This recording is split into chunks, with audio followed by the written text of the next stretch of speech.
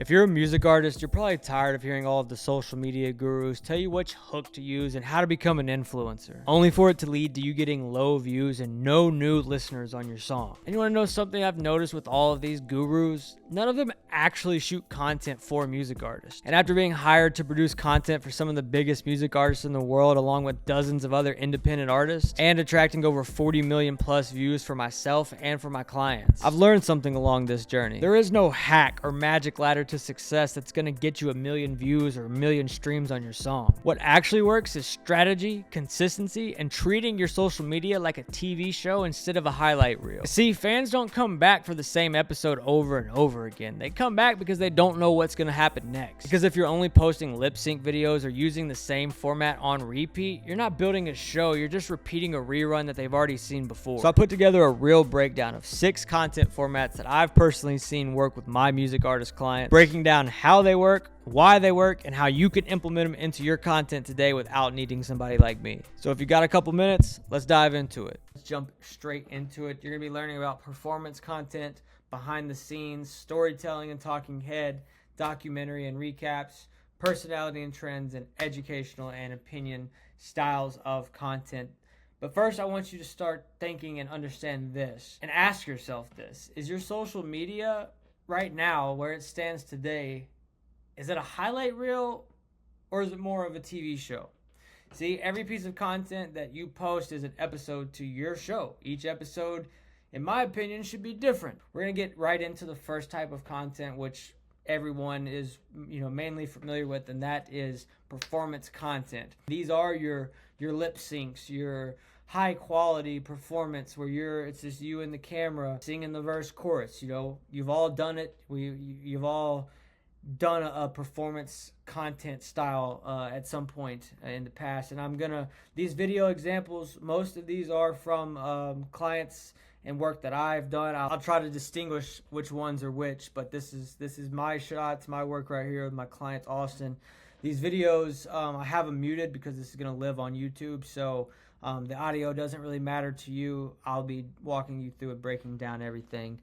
But you see the video has 100,000 views, or almost at 100,000, and it's just a simple lip sync video, side perspective.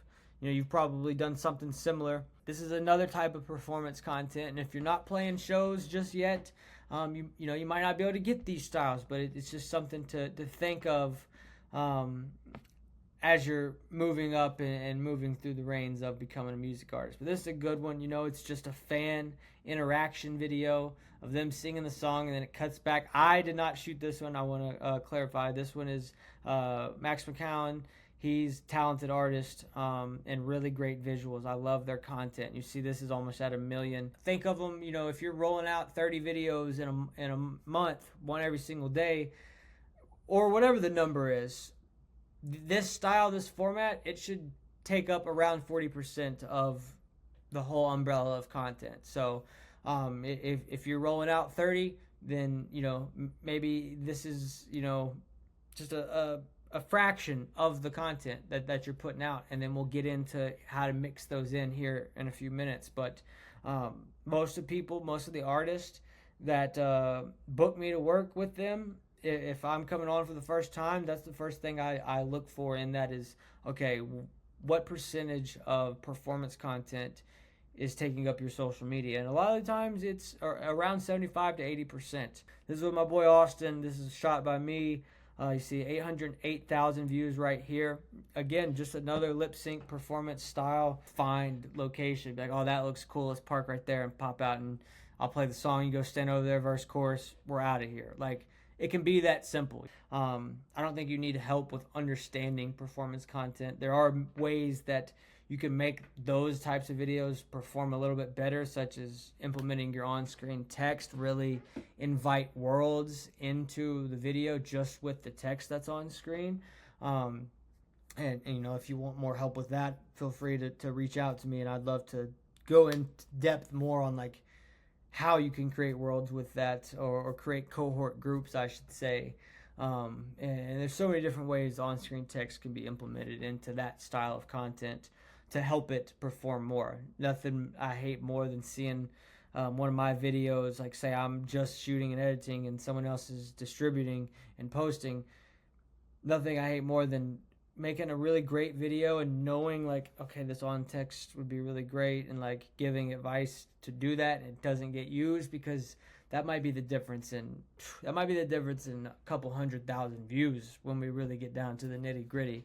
So, just a strategist's take on it, but that's enough for performance content. Let's jump into format number 2. This is storytelling and talking head types of videos. So this is one I did with my client, and this is somewhat recent for his new release, Adam Sanders. You might know him from the TV show The Road.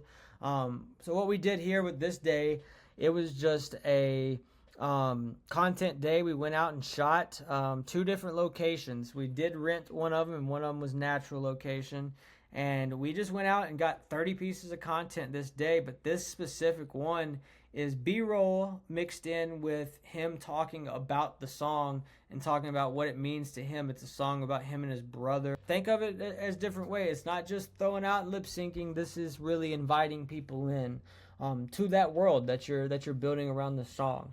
This is not as much of a percentage as performance content. I think with any rollout, storytelling and talking head should be around 15% of your full rollout. So if you post 20 pieces of content in a month, that's about 3 to 4 storytelling and talking head videos. So you're not flooding them with performance, and you're just giving them a couple of these, right? You don't want to overly share everything about the song to the point where they're just like, okay, I get it, bro. Like, I got it. I get why you wrote the song. Like, you're going to give them enough to understand it, but to still want more and come back and actually listen to it. So this is Cam Whitcomb. I didn't shoot this. Not talking head, but it is telling a story and implementing and incorporating the on-screen text like I mentioned. So if you see right here, this is the thumbnail.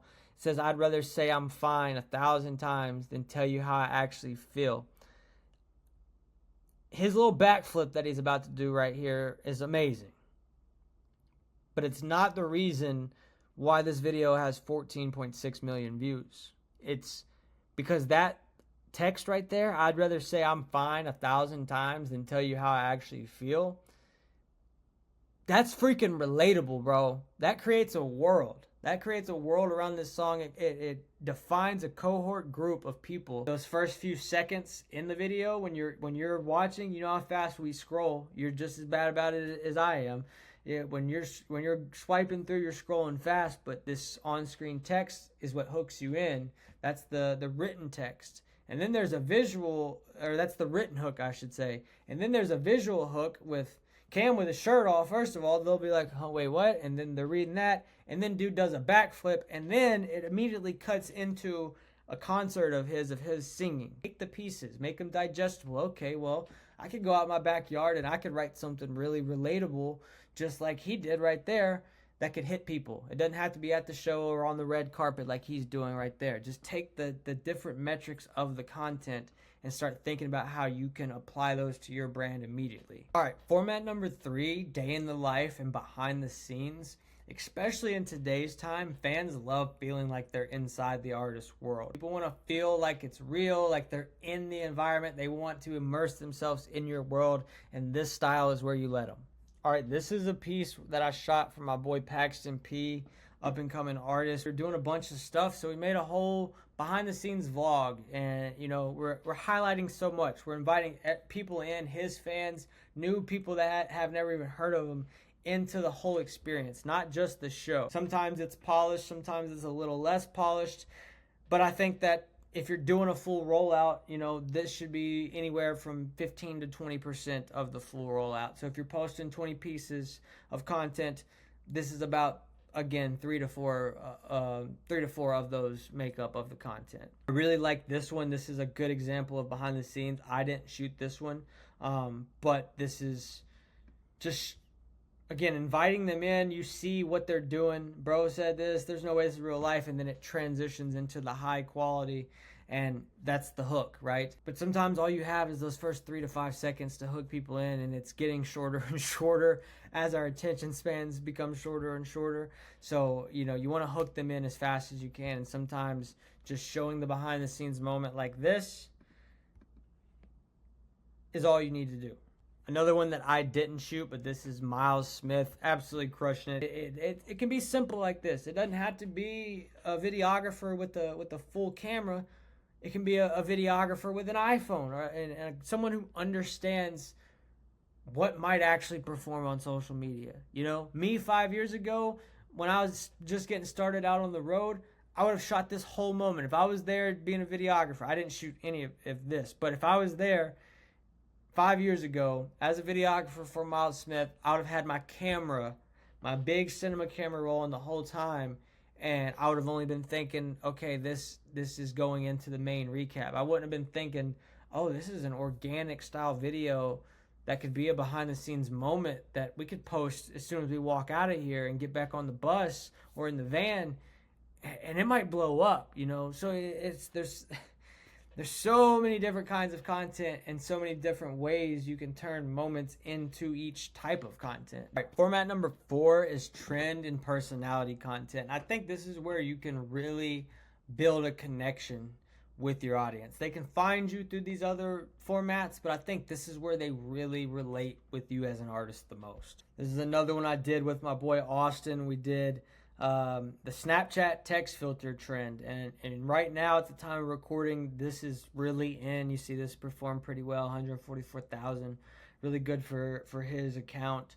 But all it is a trend, you know, and I think it's just goes along with us like growing up on Snapchat so much, and like that being a familiar organic format. You see that and you think, oh, this is real because it was on Snapchat, even though like it's just like a little hack, but it's a trend and it works. We've done it. Bro really thinks he wrote the song of the year. Only up for a few seconds, but that enough people could read it and be like, wait, what? Well, I want to hear it if this is the song of the year. Or they think, there's no way this guy wrote song of the year. And then it's like, oh, they're actually shooting the moment. It transitions into the video real quick. For this format, for the trend and personality, anywhere from 7 to 10% of a full rollout. If you're posting 20 pieces of content in a month, maybe keep these to one or two pieces inside of your entire rollout. You shouldn't flood them with these. They do perform, but you don't want one format to just overtake and carry the weight of your entire ship, right? You want them to complement one another. So this artist personally, we have some mutuals and stuff, but it's, again, the Snapchat filter. This guy thinks he's going to make it as an artist or something. And then it cuts into performance, people dancing and partying. But Connor Price, yeah, and Nick D, they do this like ping pong thing, and they've become really viral. So it's kind of become personality, but it's also become their little trend that they do. And they mixed, I wish you could hear it, they mixed a lot of different things in here. They were highlighting the tour and asking him questions, and he was like writing on a whiteboard the set list and what cities still had tickets. And then they were like, well, what's this song? What's up with the ping pong thing? So they touched on so many different elements all in this one video, and then it ended up being a promotion for one song, and they sung that. So they did a really, really good job on that type of content. And that's just a trend mixed with personality. That's what they do, and they've kind of, I don't know if it was intentionally or unintentionally, created that trend with the ping pong. So it's a really, really good style video right here. Another one with my boy Austin. This was shot by me. Another Snapchat. Brother, just give it up. Nobody wants to hear your new song. And then it cuts to an inside perspective of looking through that glass like he was just doing. But this is Dylan Marlowe. This was just one he did. I think I've officially written the song that's going to give White Boys rhythm again. And it performed super good. Almost at 100,000 views. That makes people think. One, they read that. They see him. They might not know who he is. They might know who he is. But then they read that and they're like, okay, I got to invest these next however long, 30 seconds into figuring out if this is true or not. It's giving them something to do and think about, and not just continue to scroll. Your song isn't always going to do it on social. Your song might be fire. You might have a number one on your hands. That doesn't mean that it's going to blow up on social media if you don't use the metrics that social has to your advantage. If you're going to do trends and timely things, try your best to capitalize on them in, the moment as much as you possibly can. All right, let's get into format number 5, documentary and cinematic recaps. All right, this is a recap video I put together for Snoop Dogg back when I toured with him. And this was T-Pain, the Yin Yang Twins, Justin Champagne. I wish you could hear it, but don't want to get copyrighted. But this is, a full recap. This is a whole tour, documentary style. We covered, what was it, 9-10 different shows on this tour. So this was like a documentary, really make you feel like you were on the tour and come along with us. We did VIP meet and greets, and it's all cinematic, nothing iPhone shot. It was all camera, and you can tell it's high quality. And as an artist, you need these, right? You need it to feel professional and look professional still in today's time. You just can't flood your socials with this stuff, but it's still important for marketing purposes. Something that I do the short form content, but I go on tour with music artists as well, all the time. So if you're looking for that, feel free to shoot me a message and we can hop on a call and talk about that. Shot for Darius Rucker. I don't know if I mentioned that. I was on tour with him this past summer. Literally just got off the road, 2-month tour, but this is one show recap. You see this performed super well for him, 121,000 views. Just highlighting everything, the behind the scenes moments, bringing them in backstage, not only just Darius standing up there, but his band performing, the backstage moments, the pre-show shot, overlays, all types of stuff. It's a small piece by design, but this format takes more time to produce. It's more expensive sometimes to produce, but it doesn't have to show up as often as the others that are more accessible to produce solo or for a lower budget. All right, and lastly, format number 6 is educational and opinion content. And this one's kind of underrated because a lot of artists have unique perspectives and positions on certain beliefs, but they're either, 1, too scared to share those, or 2, they're being directed not to give those opinions. And I think some artists that are, doing this at the highest level are building more of a fan base because they're being unapologetically themselves. This is another good one. This is Guess the Price, Redneck Edition. He's giving his personal opinion and guesses on what these things, Traeger grill, whatever else they got in here. I wish you could hear him talking because he's big redneck country boy and has opinions, and people are drawn to that. People are drawn to that for sure. But if this is what brings people in and this video gets 100,000 views and 95% of them were non-followers before, well, guess what? You just got that many more leads. Now all they got to do is click on your page and be like, oh, he's a music artist. Well, I liked his opinion. Well, I like this song. I'm going to look. Now you got a new fan. So all of these pieces of content are important. They can bring in listeners. It doesn't have to be you screaming, shoving your new song down their freaking throats. You can literally get new fans by making content just like this. But I directed and edited this music video myself. That's a hook in itself. What do you mean? You're the artist, you directed and edited it, and you were in it? What? I seen this very soon after it was recorded, so I'm sure it's probably popping off now because that was within 5 minutes of it being posted. But him just on a casual walk, that bottom clip has nothing to do with the scene. It's not even the same day of the video. He just got somebody to walk, and he was describing the moment.